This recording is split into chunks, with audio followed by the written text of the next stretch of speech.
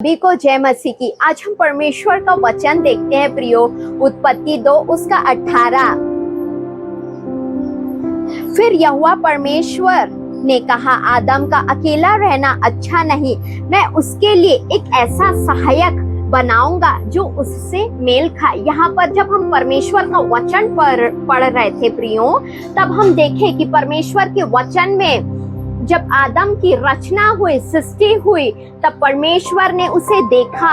परमेश्वर की योजना के हिसाब से आदम अकेला नहीं रह सकता था। परमेश्वर ने उसको संबंधों के लिए, रिश्ते के लिए, सहभागिता के लिए, संगति के लिए और प्रेम के लिए बनाया था। परमेश्वर ने देखा कि आदम अकेला है। परमेश्वर ने पहले दिन से 6वें दिन तक की सृष्टि को कहा कि यह अच्छा है, लेकिन आज जब 6वां दिन जब आदम बनाया गया, परमेश्वर ने कहा कि अच्छा नहीं है, मैं इसके लिए एक ऐसा सहायक बनाऊंगा। परमेश्वर ने स्त्री के लिए जो शब्द यूज किया है वह है सहायक, हेल्पर। जब हम इंग्लिश न्यू किंग जेम्स में पढ़ेंगे तब उसमें लिखा है,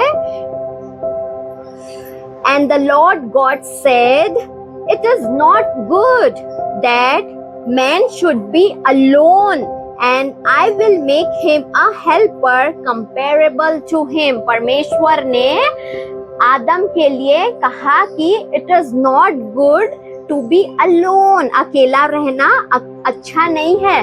जब हम हिब्रू शब्द अकेला के लिए देखते हैं तब वह है लेवेडो, मतलब अकेला। अकेला क्या है? संगति के बिना, प्रेम के बिना, किसी रिश्ते के बिना। परमेश्वर ने आदम के लिए जो योजना बनाई थी वह अकेले रहने के लिए नहीं है। परमेश्वर ने देखा कि आदम अकेला है। परमेश्वर ने उसके लिए एक सृष्टि की।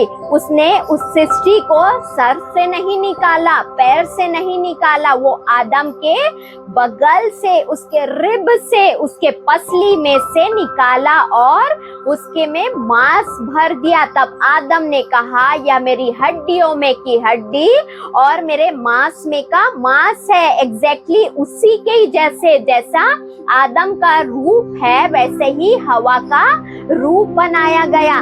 जब हम देखते हैं पति पत्नी कई बार क्या होते हैं, एक जैसे दिखते हैं। कई बार तो लगता है कि ओ माय गॉड, क्या ये भाई बहन तो नहीं, लेकिन परमेश्वर की योजना जब किसी के लिए रहती है तो वो एक जैसे दिखने लगते हैं, एक जैसे स्वभाव के रह जाते हैं, एक जैसे परमेश्वर की महिमा करने के लिए परमेश्वर ने उन्हें बनाया है प्रियो।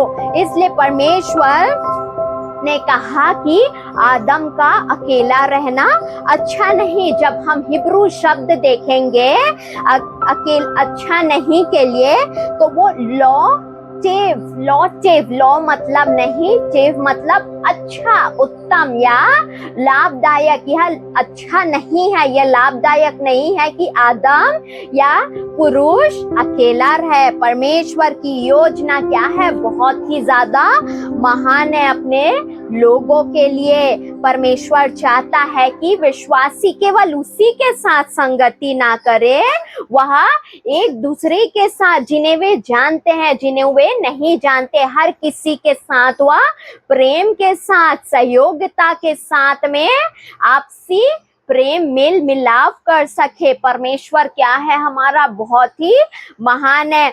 जब हम वचन देखते हैं तब हिब्रू शब्द जो सहायक के लिए, हेल्पर के लिए यूज किया गया है वह है एजेर, मतलब सहायता करने वाला, बल देने वाला, रक्षा करने वाला, या उनके संकट में उनका साथ देने वाला, समर्थन करने वाला।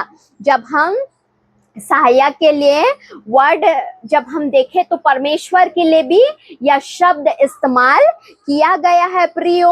और जब हम परमेश्वर का वचन भी हम देखते हैं, भजन संहिता 33 उसका 20 में, तो परमेश्वर के लिए क्या है? ये शब्द यूज हुआ है सहारा, कि परमेश्वर हमारा सहारा है, परमेश्वर हमारा ढाल है।